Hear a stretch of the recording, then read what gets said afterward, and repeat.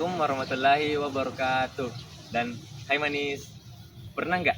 Pernah teman-teman mendengar atau membaca kalimat yang terasa janggal, tapi letak salahnya itu kita tidak tahu. Nah, bisa saja itu karena kesalahan berbahasa. Kesalahan berbahasa bisa terjadi di mana saja dan kapan saja, seperti di media sosial, di kampus, ataupun di dunia kerja. Kita sering menggunakan bahasa Indonesia secara tidak tepat tanpa kita sadari.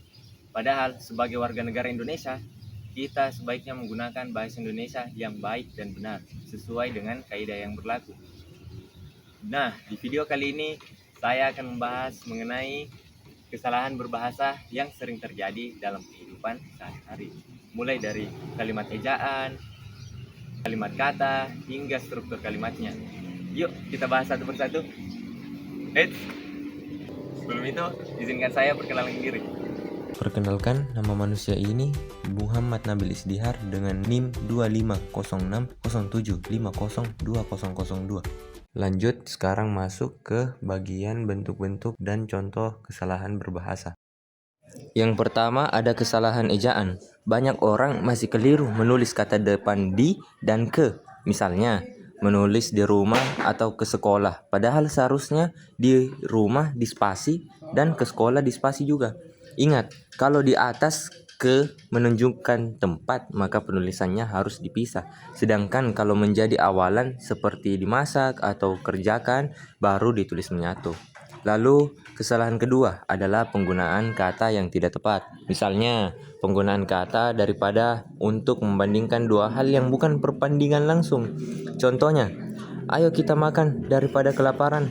Kalimat itu salah, karena daripada digunakan untuk perbandingan, bukan untuk menunjukkan akibat. Kalimat yang benar adalah, ayo kita makan supaya tidak kelaparan. Lalu yang ketiga ada struktur kalimat yang rancu. Kalimat yang salah struktur bisa membuat maknanya kabur dan sulit dipahami. Contohnya seperti, saya punya teman di mana dia sangat pintar. Kata di mana itu tidak tepat karena tidak menunjukkan tempat.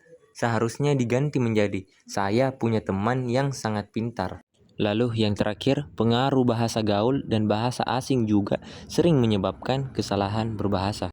Pengaruh media sosial juga membuat banyak orang menulis tanpa memperhatikan tata bahasa. Contohnya, huruf kapital di awal kalimat sering diabaikan atau benda baca tidak digunakan dengan benar. Misalnya, penggunaan kata ngeprint, nge-save, atau di-download.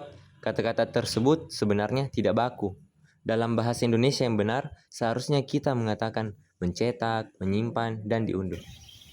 Nah, setelah mendengar bentuk-bentuk kesalahan berbahasa, kita juga perlu mengetahui bagaimana cara menghindari kesalahan berbahasa. Yang pertama, ada biasakan membaca dan menulis bahasa Indonesia yang baik dan benar, seperti membaca berita resmi, membaca artikel akademik, atau membaca karya tulis ilmiah. Dengan membaca dan menulis ketiga tersebut dapat membuat kita memahami struktur dan ejaan yang tepat.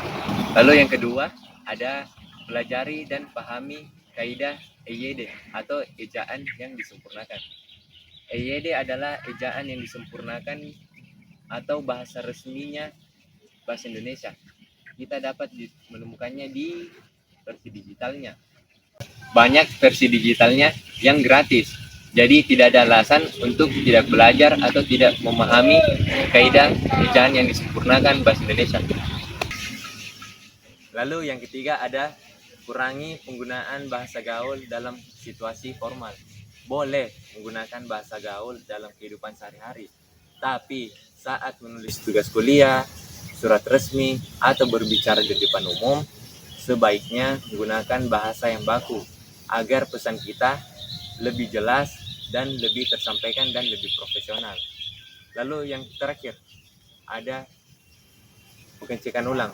Sebelum mengirim pesan, usahakan cek ulang terlebih dahulu. Seperti sebelum mengirim pesan, menulis caption, ataupun menulis dokumen, usahakan atau biasakan melakukan pengecekan ulang. Jadi, teman-teman, kesalahan berbahasa bukan hanya datang dari soal salah ucap, ataupun salah tulis. Tapi juga datang dari kebiasaan dan kepedulian kita terhadap bahasa kita sendiri. Bahasa Indonesia adalah identitas bangsa kita. Dan dengan menggunakannya dengan benar, kita juga dapat menjaga kehormatan bahasa nasional kita. Mari mulai dari diri sendiri. Menulis dengan benar, mengucapkan dengan jelas, dan menghargai setiap percakapan kita menggunakan bahasa Indonesia. Terima kasih yang sudah menonton video ini dari awal hingga akhir. Saya ucapkan banyak terima kasih. Lalu di akhir kata saya, mari gunakan bahasa Indonesia yang baik dan benar. Dadah manis.